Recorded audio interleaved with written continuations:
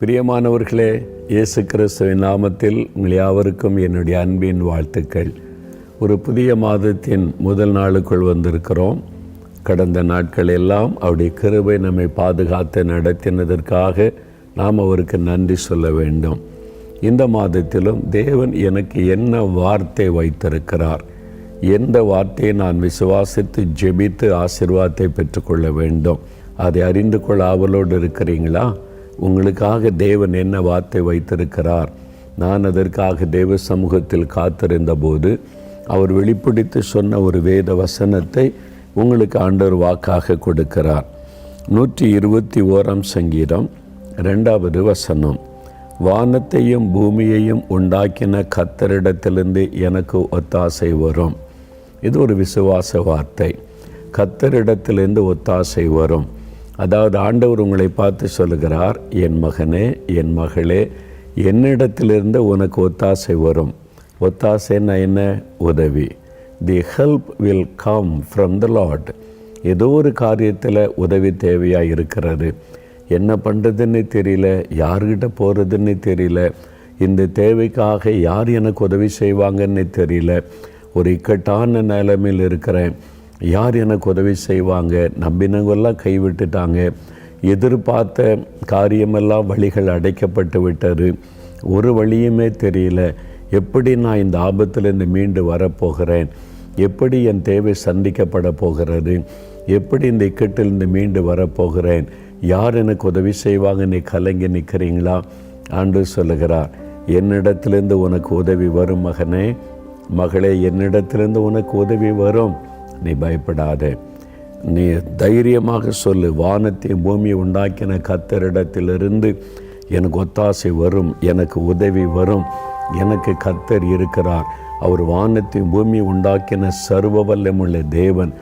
அவரால் எனக்கு உதவி செய்ய முடியும். அவரிடத்திலிருந்து எனக்கு உதவி வரும் என்று தைரியமாக சொல். நீ விசுவாசத்தோடு அதை சொல்லும் பொழுது தேவன் அதை கவனித்து உடனே உங்களுக்கு அற்புதம் செய்வதை நீங்கள் பார்க்க முடியும். இன்றைக்கு அநேக சமயங்களில் நம்ம பல மக்களை உதவிக்காக நாடுகிறோம், தேடுகிறோம். சில சமயம் பதவியில் இருக்கிற மக்கள் உதவி செய்வார்கள் என்று நினைக்கிறோம். அதிகாரத்தில் உள்ளவர்கிட்ட போனால் உதவி கிடைக்கும் என்று நினைக்கிறோம். எல்லாம் ஏமாற்றம், எல்லா இடத்திலும் தடைகள். நான் நம்பின காரியத்திலிருந்து வர வேண்டிய உதவிகள் வரவில்லை, ஒரு மார்க்கமும் இல்லை என்ற கலக்கம். ஆனால் அந்த சூழ்நிலையிலையும் நீங்கள் பயப்படாதங்க, உதவி உங்களுக்கு வரும். ஆண்டவர் இயேசு கிறிஸ்து இந்த உலகத்தில் உலாவின நாட்களில் அநேகருக்கு உதவி செய்தார். இக்கட்டான நேரத்தில், ஆபத்தான நேரத்தில் அவரை நோக்கி கூப்பிட்ட பொழுது, அவரை தேடின பொழுது அவர் உதவி செய்தார். சில சம்பவங்களை நம்ம பார்த்து ஜெபிக்கலாம். பரிசுத்த மத்தேயு எழுதின சுவிசேஷம் 14ஆம் அதிகாரத்தில் ஒரு சம்பவம் எழுதப்பட்டிருக்கிறாரு. இயேசு தன்னுடைய சீஷர்களை படகிலே அக்கறைக்கு போங்கள், கலிலேயா கடலில் கரைக்கு போங்க, நான் ஜெபம் பண்ணி விட்டு வருகிறேன் என்று அனுப்புகிறார். அவர்கள் படகிலே பிரயாணப்பட்டு போகிறார்கள். கலிலேயா கடல், இரவு நேரம், நடுக்கடலில் அகப்பட்டு கொண்டாங்க. ஏன்னா எதிர்காற்று, பெரும் காற்று வீசினது, அலைகள் கொந்தளித்தது. அதனால் முன்னேறி போக முடியலை. ஆபத்தான சூழ்நிலை. யார் உதவி செய்வாங்க? நடுக்கடல் அகப்பட்டு கொண்டோமே. தங்களால் முடிந்த முயற்சிகளை செய்து பார்க்குறாங்க. அதே கடலில் மீன்பிடி தொழில் செய்து கொண்டிருந்த பேதுரு, யோவான், யாக்கோபெல்லாம் அங்கே தான் இருக்கிறாங்க. அவங்கெல்லாம் முயற்சி பண்ணி பார்க்குறாங்க, ஒன்றும் நடக்கவில்லை. எல்லாம் தோல்வி அடைந்த நிலைமையில் என்ன செய்வதென்று தடுமாறும்போது இயேசு கடலின் மீது நடந்து வருகிறார். மத்தேயு 14ஆம் அதிகாரம் 22 முதல் வாசித்தால் இதை பார்க்க முடியும். உதவி செய்வதற்கு வருகிறார். ஆபத்தான சூழ்நிலையில் வருகிறார். ஒரு வழியும் இல்லை தப்பித்து கொள்ள என்று கலங்கின சமயத்தில் இயேசு வருகிறார். கடலில் நடந்து நடுக்கடல் வரைக்கும் நடந்து வருகிறார். கடல் மேலே நடந்து, பெரும் காற்று வீசி கடல் கொந்தளித்து கொண்டிருக்கிற சமயம், அவங்க ராத்திரியில் திடீர்னு ஒரு உருவம் கடல் மேலே நடந்து வந்தால் எப்படி இருக்கும்? அது ஆவேசம், அது ஒரு அசுத்த ஆவியாக இருக்குன்னு பயப்படுறாங்க. இயேசு சொல்லுகிறார், நான் தான், பயப்படாதங்க, உங்களுக்கு உதவி செய்ய நான் வந்திருக்கிறேன். நீங்கள் ஆபத்தில் அகப்பட்டிருக்கிறீங்கன்னு எனக்கு தெரியும், நான் வந்துட்டல்ல, என்னை பயப்படாதங்க. இயேசு வந்து அந்த படகு அமிழ்ந்து போகாதபடி காற்று கடலை மதட்டி அமைதல் படுத்தி பாதுகாத்தார். அந்த சம்பவம் எழுதப்பட்டிருக்கிறாரு. அதில் முக்கியமான விஷயம் என்னென்னா, பேதுரு படகுலிருந்து பெரிய ஆபத்து, இயேசு கிறிஸ்து பக்கத்தில் போயிட்டு நம்ம தப்பித்து கொள்ளலான்னு சொல்லி, ஆண்டவரே நானும் கடல் மேலே நடந்து உங்கள் பக்கத்தில் வரணும், எனக்கு அனுமதி கொடுங்கன்னு இயேசுவான்னு சொல்லிட்டார். உடனே படகு விட்டு இறங்கி பேதுரு கடலின் மேலே நடக்கிறார். சில அடிகள் நடந்த பிறகு தான் திரும்பி பார்த்தா அங்கே படகு தத்தளிக்குது, பெருங்காற்று வீசுது, இருட்டான நேரம், ஒரு ஆபத்தான சூழ்நிலை, பயந்து அமிழ்ந்து போகிறார். பயம் வந்துட்டா அவிசுவாசம், அவிசுவாசம் வந்துட்டா அமிழ்ந்து போகிற சூழ்நிலை. விசுவாசம் இருக்கும்போது தைரியம், விசுவாசம் இருக்கும்போது அற்புதத்தை பார்க்க முடியும். இந்த பயம்தான் நம்ம வீழ்ந்து போக அமிழ்ந்து போக முக்கிய காரணம். அதனால் சாத்தான் சூழ்நிலையை வைத்து பயத்தை தான் நம்முடைய வாழ்க்கையில் கொண்டு வருவான். நீங்கள் பயந்து கொண்டு இருக்கிறீங்கல்ல, எவ்வளவுதான் இனி யார் உதவி செய்வாங்க, அமிழ்ந்து கொண்டு இருக்கிறேன்னு கலங்குறீங்கல்ல. பேதுரு என்ன செய்தார் தெரியுமா? ஆண்டவரே ரட்சியும் என்று கூப்பிட்டார். ஆண்டவரே எனக்கு உதவி செய்யும், என்னை ரட்சியும், நான் அமிழ்ந்து கொண்டிருக்கிறேன் கூப்பிட்ட உடனே இயேசு தம்முடைய கரத்தை நீட்டி பேதுருவை தூக்கினார். நீ பயப்படாத பேதுரு, நான் இருக்கிற உனக்கு உதவி செய்வதற்கு பத்திரமாய் கொண்டு வந்த படகிலே சேர்த்தார். அதே ஆண்டவர் சொல்லுகிறார், நான் உனக்கு ஒத்தாசை செய்வேன், நான் உனக்கு உதவி செய்வேன், நீ அமிழ்ந்து போக மாட்டேன், அழிந்து போக மாட்டேன், சுற்றிலும் இருக்கிற பிரச்சனை கண்டு சோர்ந்து போகாதே மகனே மகளே, நான் இருக்கிற உனக்கு என்று ஆண்டவர் சொல்லுகிறார். வெளியே தேசத்தில் நடந்த ஒரு சம்பவத்தை ஒரு புஸ்தகத்தில் நான் வாசித்தேன். ஒரு ஊழியக்காரர் ஒரு நாள் காலை நடைப்பயிற்சி செய்வது வழக்கம். நடந்துட்டு வந்து களைப்பாக ஒரு பார்க்கில் பெஞ்சில் உட்கார்ந்தார். அங்கே இன்னொரு நண்பர் வந்து அமர்ந்தார். அவருடைய ஷர்ட்டில் ஒரு மீன் ஒரு மீன் வடிவத்தை பேட்ஜாக அணிந்திருந்தார். பார்க்க அழகாக இருந்தது. அந்த மீனை ஒரு பேட்ஜாக கொத்தி இருந்தார். இவர் பார்த்துட்டு கேட்டால் வினோதமாக இருக்குதுன்னு சொல்லி, இந்த மீனை பேட்ஜாக குத்தி இருக்கிறீங்க, இதில் ஏதாவது ஸ்பெஷல் விசேஷம் இருக்குதான்னு கேட்ட உடனே அவர் மகிழ்ச்சியோடு ஒரு காரியம் நடந்த சம்பவத்தை சொன்னார். அவர் ஒரு மாலுமி, கப்பலில் கேப்டனாக இருந்தவர். அவர் நடந்த ஒரு சம்பவத்தை சொன்னார். ஒரு சமயம் கடலில் அவருடைய கப்பல் பிரயாணப்பட்டு கொண்டிருக்கும் பொழுது, அது சரக்கு கப்பல், அது நடுக்கடலில் போய் கொண்டிருந்த சமயம் திடீரென்று கப்பலினுடைய அடிப்பகுதியில் ஒரு ஓட்டை விழுந்து விட்டது. தண்ணீர் குபு குபு என்று உள்ளே வர ஆரம்பித்து விட்டது. அந்த தண்ணீரை இறைத்து கப்பலை சமநிலைக்கு கொண்டு வர அதுக்கு மோட்டர்லாம் வச்சுருப்பாங்க, பிரயாசப்பட்டார்கள். ஆனால் இவங்க வெளியேற்றுற தண்ணியை விட உள்ளே வர தண்ணீர் அதிகமாக இருந்ததுனால ஒன்றும் செய்ய முடியாது. கப்பலில் தண்ணீர் ஏறிக்கொண்டே இருக்கிறாரு. கப்பல் கொஞ்சம் கொஞ்சமாய் அமிழ்ந்து கொண்டு இருக்கிறாரு. இரவு நேரம் சுற்றிலும் பார்க்குறாங்க, உதவி செய்வதற்கு அங்கே யாருமே அருகில் இல்லை. எந்த கப்பலையும் பார்க்க முடியல, உதவி செய்ய யாருமற்ற ஒரு சூழ்நிலை. இன்னும் கொஞ்ச நேரத்தில் கப்பல் மூழ்க போகிறது. நடுக்கடலில் இருளான சூழ்நிலையில் மூழ்கி கொண்டிருந்த சமயம் 100க்கும் அதிகமான வேலையாட்கள் கப்பலில் இருக்கிறாங்க. என்ன செய்வதென்று தடுமாற்றம், ஒரு மரண பயம். எங்கிருந்து உதவி வரும், யார் உதவி செய்வாங்க, உதவிக்கு வருவதற்கு எந்த மார்க்கமும் இல்லை. அந்த கப்பல் கேப்டன் அந்த மாலுமி சொன்னார், வாங்க நம்ம ஜெபிக்கலாம், நமக்கு உதவி செய்ய ஒருவர் இருக்கிறார், நம்ம இனி பக்கங்களில் தேடி பார்த்து உதவி வராது, அவரை நோக்கி பார்க்கலான்னு சொல்லி எல்லாரையும் ஒன்று சேர்த்து ஒரு பாடல் பாடி ஆண்டவரை நோக்கி கூப்பிட்டார். ஆண்டவரே, இந்த நடுக்கடலில் இந்த ராத்திரி நேரத்தில் எங்கள் கப்பல் அமிழ்ந்து கொண்டு இருக்கிறாரு, எங்களை காப்பாற்ற இந்த இடத்துல யாருமே இல்லை, எங்களுக்கு உதவி செய்ய யாருமே இல்லை, ஆனால் நீர் உதவி செய்ய முடியும் என்று இயேசுவை நோக்கி ஒரு ஜெபம் பண்ணினார். ஜெபம் முடிச்சுட்டு வர்றாங்க. தண்ணீர் ஏறிக்கொண்டு அந்த தண்ணீர் அப்படியே நின்று விட்டது. அவ்வளோதான், அதற்கு மேல் தண்ணீர் உள்ளே வரவில்லை. கப்பல் அப்படியே நின்று விட்டது. முழுவதும் அமிழ்ந்து போகல, அப்படியே நிற்கிறது.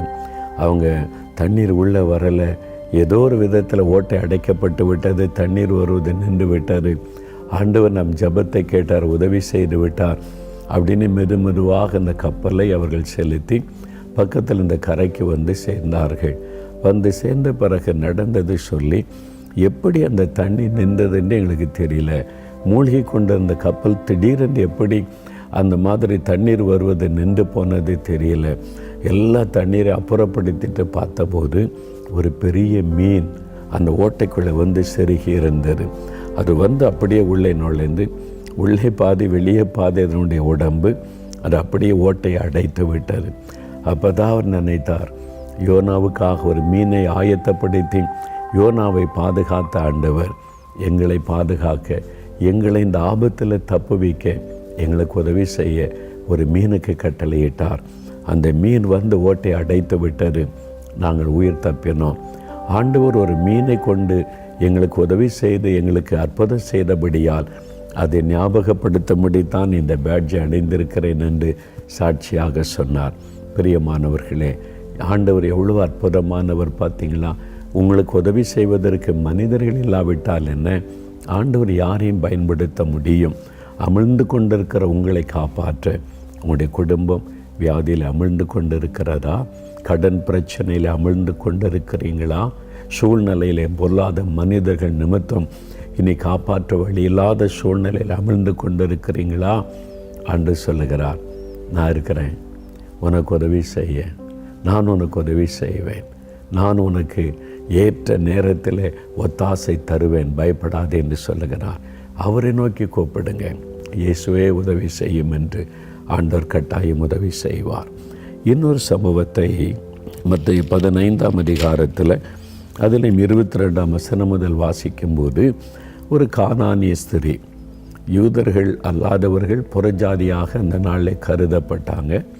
இவங்க ஒரு புறஜாதி பெண், கானானிய பெண். அவருடைய மகள் அசுத்தாவினால் பாதிக்கப்பட்டு கொடிய வேதனைப்பட்டாள்.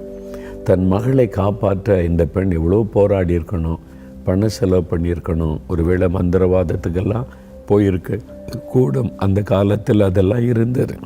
எல்லாம் தோல்வி, ஏமாற்றம். மகள் வேதனைப்பட்டு கொண்டிருக்கிறாள். இயேசுவை குறித்து கேள்விப்பட்டவுடன் யார்கிட்டயோ உதவிக்கு போனேன், பண செலவு பண்ணேன், ஆனாலும் உதவி செய்ய முடியல, இந்த இயேசுகிட்ட போனால் எனக்கு உதவி கிடைக்கும் என்று வந்து அவள் பாருங்கள் 25ஆம் வசனத்தில் அவள் வந்து, ஆண்டவரே எனக்கு உதவி செய்யும் என்று இயேசுவை பணிந்து கொண்டாள். இயேசுவே எனக்கு உதவி செய்யும். அவர் யூதருக்கு மட்டும்தான் உதவி செய்வாரா? புறஜாதி மக்களுக்கு உதவி செய்ய மாட்டாரா? இன்றைக்கி சில கிறிஸ்தவங்களுக்கு மட்டும்தான் உதவி செய்வாரா? கிறிஸ்தவர் அல்லாதவங்களுக்கு உதவி செய்ய மாட்டாரா?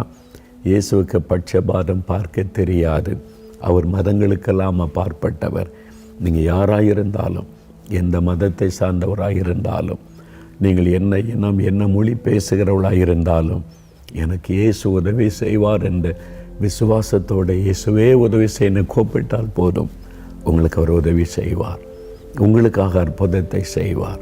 பாருங்கள், இந்த மகள், ஆண்டவர் முதலாவது சில காரியத்தை சொல்லுகிறாள். நீ என் மகளாக மாறு, என் மகளாக மாறினா உனக்கு அற்புதம் செய்ய முடியும் என்று. அவள் தன்னை தாழ்த்தி ஜெபித்த போது ஆண்டவர் அவளை தன் மகளாக அங்கீகரித்து அற்புதமான விடுதலை கொடுத்தார். உன் விசுவாசம் பெரிது மகளே, நீ விசுவாசித்தபடி ஆக கடவுதென்றார். உடனே அந்த மகள் விடுதலை ஆக்கிவிட்டாள். விசுவாசம். நீங்கள் விசுவாசிங்க.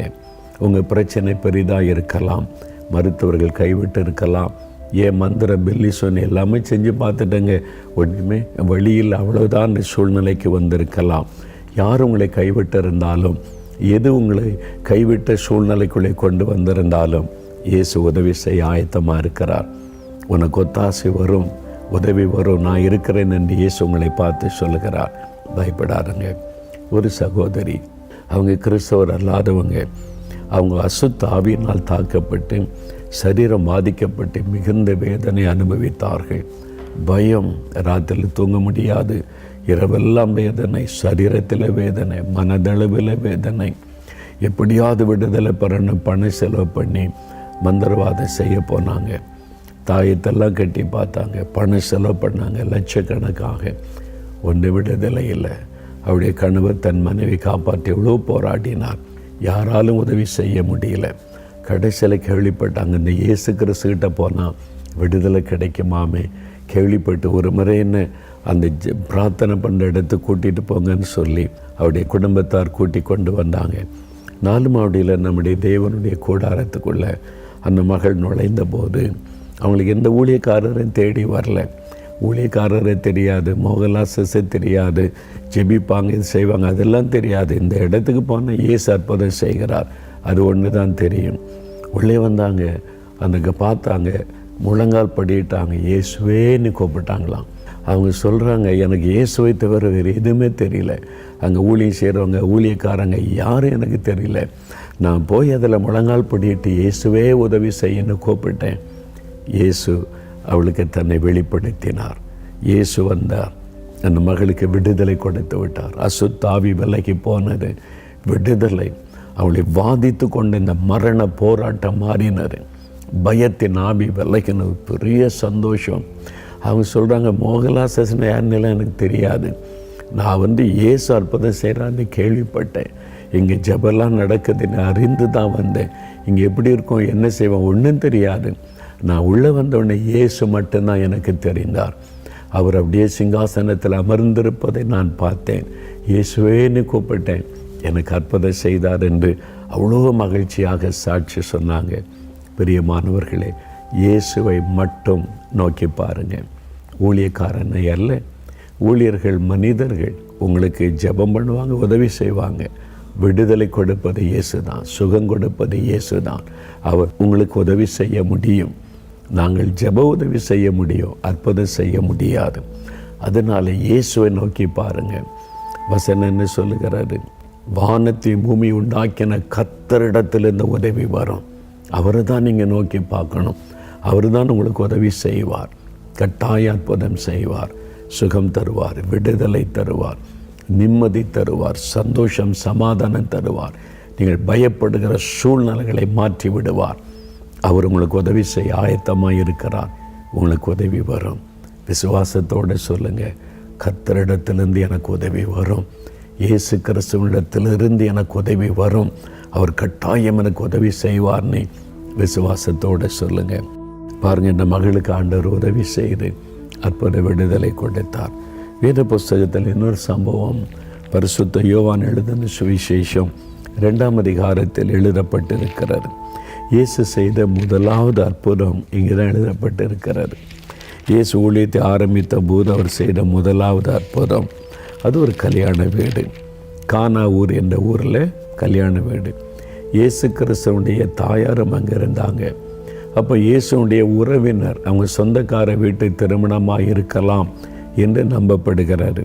அப்போ இயேசு அங்கே போயிருந்தார், கல்யாணத்துக்கு அழைச்சதுனால போயிருந்தார், அவ்வளோதான். அந்த கல்யாணத்தில் ரொம்ப சிறப்பானது, திராட்சை ரசம் பரிமாறுவாங்க. அங்கே எல்லா வீட்டுக்கு முன்னாலே திராட்சை செடிகள் இருக்கும், பெரிய பெரிய திராட்சை தோட்டங்கள் இருக்கும். திராட்சை ரசம் தான் அந்த விருந்தில் ரொம்ப விசேஷம். இப்போ நம்ம ஊரில், இந்தியாவில், தமிழ்நாட்டில் எடுத்தால் பாயசம்னு போடுவாங்க தெரியுமா, வடை பாயசத்தோட சாப்பாடுன்னு. அதே மாதிரி அங்கே ரொம்ப ஸ்பெஷலானது திராட்சை ரசம். எவ்வளோ வேண்டுமானாலும் பருகலாம், அதுதான் அந்த விருந்தில் சிறப்பு. அந்த திராட்சை ரசம் குறைவுபட்டு விட தீர்ந்து விட்டது. இதுக்கு மேலே இல்லை, இன்னும் விருந்தாட்கள் இருக்கிறாங்க. ஐயோ குறைவு வந்துட்டு என்ன பண்ணுறது, திராட்சை ரசம் இல்லைன்னு சொன்னால் எல்லோரும் அற்பமாக பேசுவாங்க, கேவலமாக பேசுவாங்க. ஒரு மணமகன் மணமகள் புதிய வாழ்க்கை ஆரம்பிக்கும் போதே ஒரு குறைவு, ஒரு குறை சொல், என்ன செய்வதென்று கலங்கினார்கள். இயேசுவுக்கு செய்தி சொல்லப்படுகிறது, திராட்சை ரசம் இல்லை, குறைவுபட்டு விட்டார். ஒரு ஆபத்தான சூழ்நிலை அவங்க இருக்கிறாங்க. அவமானம் வந்துடுமோ, நிந்த வந்துடுமோ, இந்த தேவைக்கு என்ன செய்வதுன்னு கலங்குறாங்க. இந்த சூழ்நிலையில் எங்கேயும் போய் இவ்வளோ திராட்சை ரசம் வாங்கவும் முடியாது, எங்கே அப்படி கிடைக்கும், உதவி செய்வதற்கு ஒரு மார்க்கமும் மற்ற ஒரு சூழ்நிலை. அந்த நிலைமையில் இயேசுகிட்ட சொல்கிறாங்க காரியத்தை. இயேசு ஒரு அற்புதம் செய்தார். தண்ணீரை திராட்சரசமாய் மாற்றினார். ஜாடிகளிலே தண்ணீர் நிரப்ப சொல்லி தண்ணீரை திராட்சரசமாய் மாற்றினார். அவருடைய துக்கம் சந்தோஷமாய் மாறினார். அவருடைய தேவைகளை சந்தித்து குறைவை நிறைவாக்கி ஒரு பெரிய அற்புதம் செய்து ஆண்டவர் அந்த திருமண வீட்டிலே துக்கம் வராதபடி ஒரு மகிழ்ச்சியோடு ஆண்டவர் காத்து கொண்டார். இன்றைக்கு உங்களுடைய வாழ்க்கையில் பண பிரச்சனை, கடன் பிரச்சனை, மகளை படிக்க வைக்கணும், பிள்ளைகளுக்கு திருமணத்தை நடத்தணும், என்ன செய்கிறேன்னு தெரியல, இந்த பிஸ்னஸுக்கு பணம் வேணும், என்ன பண்ணணும்னு தெரியல, இதுக்கு ஃபீஸ் கட்டணும், பணம் இல்லை, இது மாதிரி நெருக்கமான சூழ்நிலை. இவங்க உதவி செய்வாங்கன்னு எதிர்பார்த்தேன், பேங்கில் வாசல் அடிக்கப்பட்டு விட்டார், உதவி செய்கிறேன்னு சொன்ன நண்பர்கள் இப்போ முடியாத சூழ்நிலையில் ஆயிட்டாங்க. எல்லா பக்கம் வாசல் அடைக்கப்பட்டு விட்டாரு. என்ன பண்ணுறேன்னு தெரில. கலங்குறீங்களா? இயற்கைக்கு மேற்பட்ட விதத்தில் இயேசு அற்புதம் செய்வார். அதுதான் ஆண்டவர் செய்கிற ஒரு அற்புதம். உங்கள் தேவை சந்திக்கப்பட, குறைவு நிறைவாக்கப்பட ஆண்டவர் அற்புதம் செய்வார். ஜார்ஜ் முல்லர் என்ற ஒரு தேவ மனிதர் இருந்தார் இங்கிலாந்து தேசத்தில். ஜார்ஜ் முல்லர் அவர் ஒரு விசுவாச வீரர். ஆண்டவரை விசுவாசித்து சாதித்தார். ஆயிரக்கணக்கான அனாதை பிள்ளைகளை அவர் எடுத்து பராமரித்து வந்தார். இந்த யுத்தத்தில் நிறைய பேர் பெற்றோர் இழந்ததுனால குழந்தைகள் நிறைய அனாதைகள் ஆயிட்டாங்க. அவங்கள கொண்டு வந்து விடுதலை வச்சு பராமரித்தார். அவளுக்கு ஆகாரம் கொடுப்பது, படிக்க வைப்பதை கவனித்தார். இவருக்கு உதவி எங்கேருந்து வரும்? ஆயிரக்கணக்கான பிள்ளைகளுக்கு விசுவாசம். ஆண்டவர் உதவி செய்வார் என்ற விசுவாசம். அவர் மேலே உள்ள விசுவாசத்தில் இந்த ஆர்ஃபனேஜை நடத்தி கொண்டிருந்தார். யாரிடத்திலும் பணம் கேட்க மாட்டார். ஆண்டவரிடத்தில் போய் கேட்பார், ஆண்டவரே நீங்கள் தான் உதவி செய்யணும், இந்த பிள்ளைகளை நீங்கள் தானே கொடுத்தீங்க, பராமரிக்கணும்னு ஜெபம் செய்வார். அந்தந்த நாள் தேவை சந்திக்கப்படும். ஒரு முறை இரவு சாப்பாட்டுக்கு பிறகு உணவு தயாரிக்கிற அந்த கிச்சன் டிபார்ட்மெண்ட்லேருந்து வந்து சொன்னாங்க, ஐயா நாளை காலையில் ரொட்டி பிள்ளைகளுக்கு இல்லை, ரொட்டியும் இல்லை பாலும் இல்லை. காலையில் ரொட்டியும் பாலும் கொடுப்பாங்க, ரொட்டியும் இல்லை பாலும் இல்லை. என்ன செய்யறேன்னு தெரியல. நாளை காலையில் தானே கர்த்தர் பார்த்து கொள்ளுவார், ஆண்டவர் உதவி செய்வார், நீங்கள் போய் ரெஸ்ட் எடுங்கன்னு சொல்லிட்டு ஜார்ஜ் முல்லர் ஜெபம் பண்ணினார். ஆண்டவரே காலையில் 1000 பிள்ளைகளுக்கு ப்ரெட்டு வேணும், மில்க் வேணும், நீங்கள் தான் தரணும், நீங்கள் தான் உதவி செய்யணும், நான் உங்களை விசுவாசிக்கிறேன், உம்மை நோக்கி பார்க்கறேன்னு ஜெபம் பண்ணிட்டு படுத்துட்டார். விடியற் காலையில் ஆர்ஃபனேஜ் அவங்களுடைய கேம்பஸ் கதவு தட்டப்பட்டு ஒரு வேன் உள்ளே வருகிறது. என்னன்னு கேட்டால் அந்த வேன் நிறைய ப்ரெட்டு, ஃப்ரெஷ்ஷாக ப்ரெட்டு வந்து இறங்குற சோட பேக்கரியிலிருந்து வருது. வந்து பெரிய ஒரு ட்ரக்கு நிறையா வந்துட்டு அந்த வேன் ஃபுல்லாக வந்து இறங்கி விட்டார். அந்த வேலையாக காலையிலே வந்து ஜார்ஜ் முல்லர்கிட்ட சொல்கிறேன், ஐயா பெரிய அற்புதம் ஐயா, இந்த மாதிரி ஒரு வேன் நிறையா ப்ரெட்டு ஃப்ரெஷ்ஷாக வந்திருக்குது பாருங்கள் அப்படின்னு சொல்லி ஒரு தந்துட்டு போனாங்க. அவர் சொன்னார், யார் அனுப்பினீங்க? முதலாளி உங்கள்கிட்ட வந்து கொடுத்துட்டு அவர் சொன்னார், என் வேலை முடிஞ்சுன்னு அவன் போய் விட்டான். உடனே சரி காலையில் ப்ரெட்டு வந்து விட்டது கொடுத்துடலாம். ஐயா மில்க்கு பால் கொடுக்கணும், அதெல்லாம் ஆண்டவர் பார்த்து கொள்வார், அவர் உதவி செய்வார், அவர்கிட்ட ஜெபம் பண்ணியாச்செல்ல அவர் பார்த்து கொள்ளுவார். பிள்ளைகள் காலையில் குளித்து புறப்பட்டு அவங்க சாப்பிட வந்துட்டாங்க. டைனிங் ஹாலில் எல்லோரும் உட்கார வச்சாச்சுரு, பிளேட்டு வச்சாச்சுரு, ப்ரெட்டு பரிமாறுறாங்க.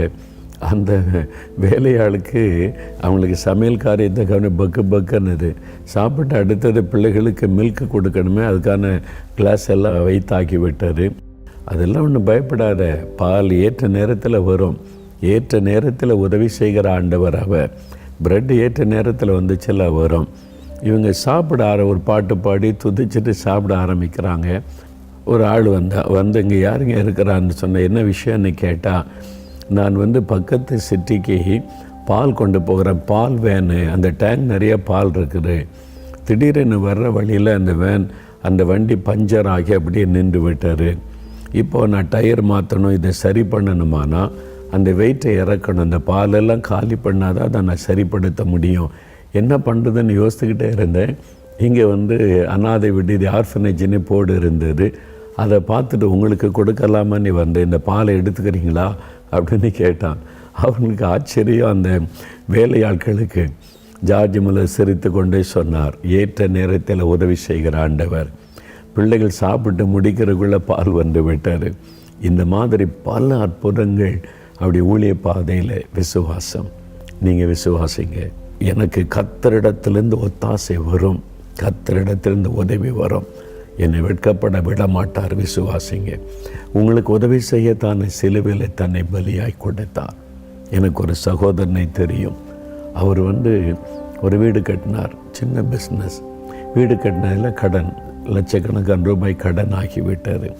சின்ன பிஸ்னஸை வச்சு அவ்வளோ பெரிய கடன் அடைக்கிறது கொஞ்சம் சிரமம். ஆனால் கடன் கொடுத்தவங்க உடனே நெருக்கிட்டாங்க. வீடு தான் கட்டி முடிச்சாச்சுல, பணத்தை திருப்பி கொடுன்னு சொல்லி. அவர் சொன்னார், சின்ன வியாபாரம் கொஞ்சம் கொஞ்சமாக தானே தர முடியும், இல்லை உடனே வேணும்னு நெருக்கினதுனால ரொம்ப பாதிக்கப்பட்டார். யார்கிட்ட உதவி கேட்குறது? யாருமே உதவி செய்ய முடியாத நிலைமை. அவர் ஒவ்வொரு மாதம் நம்ம திறப்பின் வாசல் ஜெபம் நம்ம ஜெப கூடாரத்தில் நடக்கல வருவார். அவர் என்ன பண்ணாராம், பேப்பரில் எழுதினாராம் யார் யாருக்கு எவ்வளோ கடன் கொடுக்கணும் எல்லாம் லிஸ்ட் எடுத்து ஆண்டோடைய பாத்தில் வச்சு கண்ணீரோடு, ஆண்டவரே நீங்கள் தான் எனக்கு உதவி செய்யணும், இக்கட்டான நிலைமையில் அகப்பட்ட இத்தனை பேருக்கு நான் கடன் கொடுக்கணும், திருப்பி கொடுக்கணும், நீங்கள் அற்புதம் செய்யணும். அது இல்லாமல் ஆண்டவருக்கு டைம் கொடுத்துட்டார். அடுத்த மாதம் நான் திறப்பின் வாசல் வர்றதுக்குள்ளே எல்லா கடனையும் அடைச்சி தரணும். ஒரு மாதம் தான் அவங்களுக்கு டைம், நீங்கள் உதவி செய்யன்னு கண்ணீரோடு ஜெபம் பண்ணிட்டு போயிட்டாராம். அடுத்த மாதம் ஜெபத்துக்கு வருவதற்குள்ளாக எல்லா கடனையும் கொடுத்து முடிச்சிட்டார்.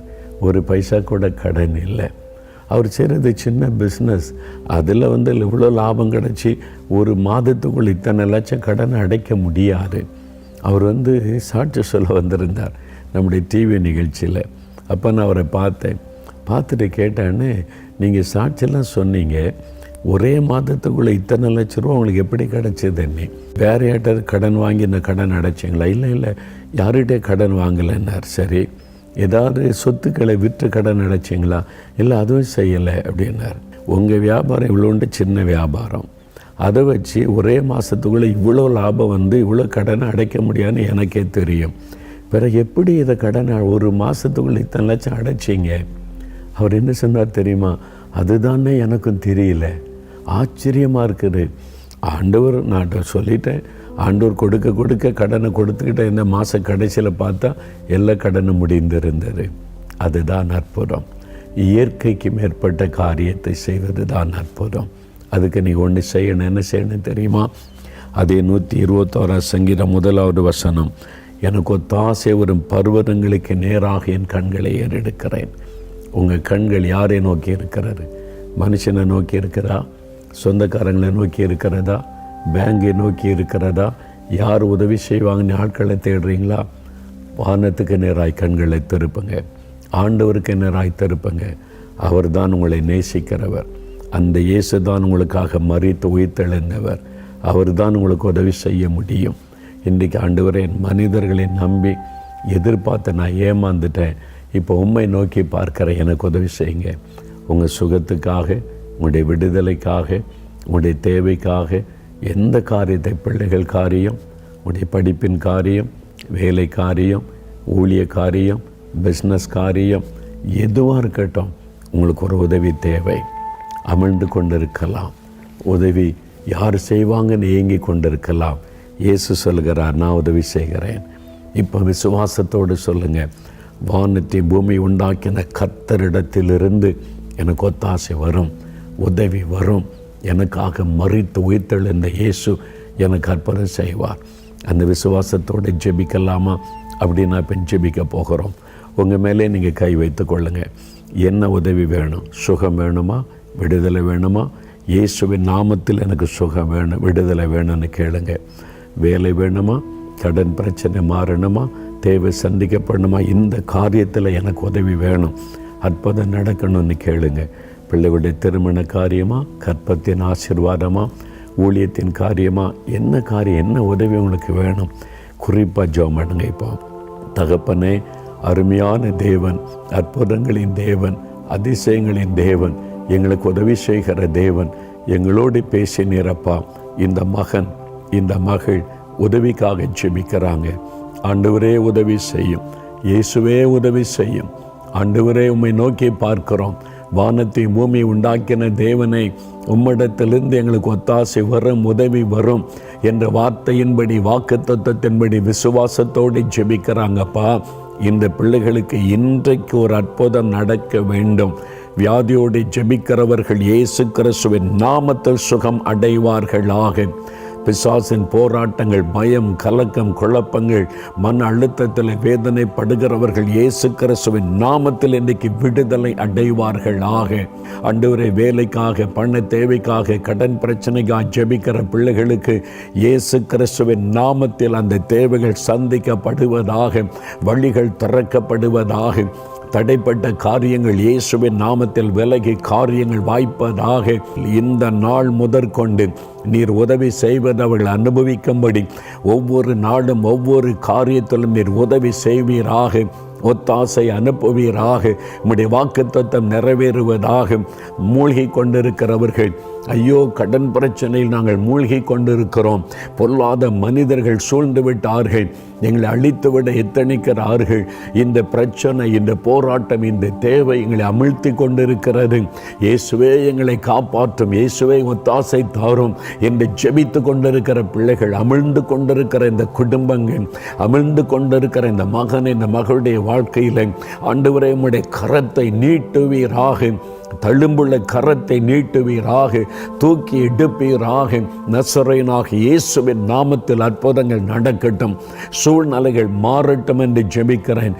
ஊழியத்திலே காணப்படுகிற பிரச்சனைகள், நெருக்கங்கள், தேவைகள், மன அழுத்தங்கள், பயங்கள், அந்த மூழ்கி கொண்டிருக்கிற காரியங்கள் விலகட்டும் இயேசுவின் நாமத்தினாலே. இன்றைக்கு சூழ்நிலைகள் மாறுவதாக என்று ஜெபிக்கிறேன். இந்த நிமிஷத்தில் இந்த மாற்றம் அவருடைய குடும்பத்திலே, அவருடைய பிஸ்னஸிலே, அவருடைய ஊழியத்திலே உண்டாவதாக என்று நான் ஜெபிக்கிறேன். அப்பா, நீர் உதவி செய்கிறீர், அதற்காக நன்றி. வானத்தை பூமியை உண்டாக்கின கர்த்தரிடத்தில் இருந்து எங்களுக்கு ஒத்தாசை வருகிறது, எங்களுக்கு உதவி வருகிறது, அதற்காக ஸ்தோத்திரம், ஸ்தோத்திரம், ஸ்தோத்திரம், ஸ்தோத்திரம். இந்த நிமிஷத்தில் இந்த மாற்றத்தை கண்டு மகிழச் செய்தருளும். இயேசு கிறிஸ்துவின் நாமத்தில் ஜெபிக்கிறோம் பிதாவே. ஆமேன், ஆமேன். பிரியமானவர்களே, ஆண்டவர் ஜெபத்தை கேட்டா ஒன்றும் பயப்படாங்க. இன்றையிலிருந்து சூழ்நிலை மாறிவிடும். நீங்கள் பார்ப்பீங்க, எல்லா சூழ்நிலை, பயப்படுகிற சூழ்நிலை எல்லாம் மாறி உங்கள் தேவை சந்திக்கப்படும், காரியங்கள் மாறும். மகிழ்ச்சியோடு ஆண்டவரை துதிங்க. தினந்தோறும் இந்த வாக்குத்தத்தத்தை சொல்லி, ஆண்டவரை நான் உம்மை நோக்கி பார்க்கிறேன், உம்மிடத்திலிருந்து எனக்கு உதவி வரும், உமக்கு ஸ்தோத்திரம் அப்படின்னு துதிச்சுக்கிட்டே இருங்க. அற்புதங்களை காண்பீங்க. ஆமேன்.